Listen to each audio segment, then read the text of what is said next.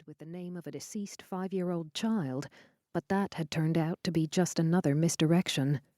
Last Remi had heard, the squad's civilian specialist had landed on another faceless shell corporation. "Whoever did the paperwork to hide ownership," Tamar had muttered. "They were good. Did all the same things I would have. Trails circular and eats its own tail."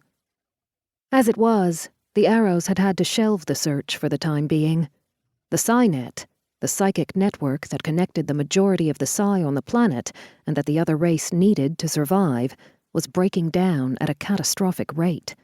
The squad had focused their power and attention on that looming threat to millions of lives. "As it is," the leader of the squad and Remi's friend Auden Kai had said, "we've poisoned that location for the owner regardless. No way to run Black Ops out of it anymore, not when they know it's in our crosshairs." Now, eyes narrowed, Remi leaned one shoulder against a mature yellow birch, its spring-green leaves of falling rain around him, and watched the small gathering in the clearing in front of the bunker.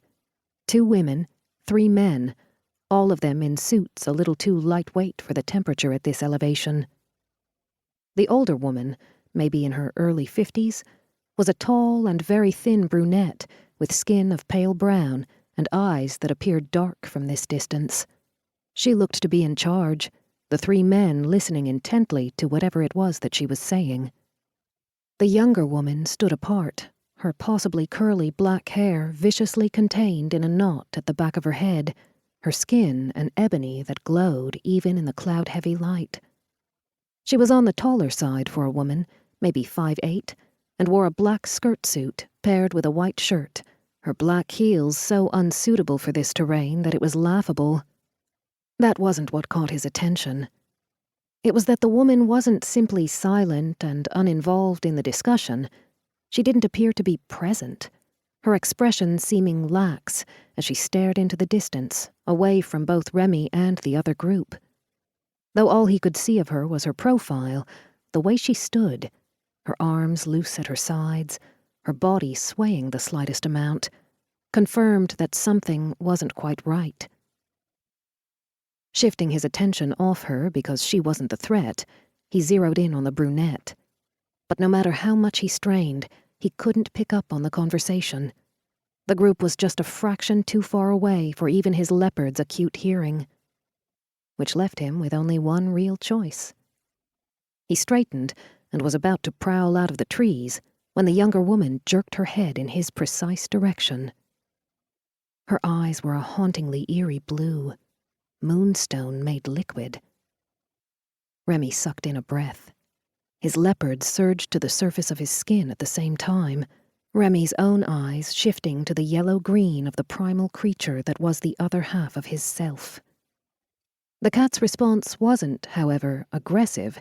It was more complicated, as if the cat was compelled and repelled by her in equal measures.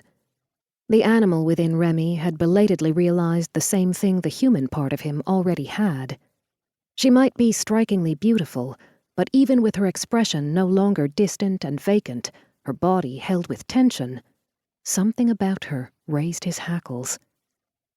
Still, aware that he couldn't afford to scare her, Remi allowed the human side of him to rise to the surface once again as the woman began to walk toward him.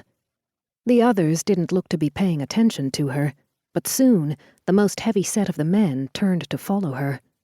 Then the older woman called out to him, and the man returned to the huddle around her without giving the blue-eyed woman a second glance. Not worried. Why should they be? After all, they were meant to be alone in the wilderness. In truth, they should have been alone. The heart of Rainfire's territory lay a significant distance away, but that didn't mean Remi and his packmates didn't patrol this area on a regular basis. It would have been stupid in the extreme to leave an unguarded threat on their border.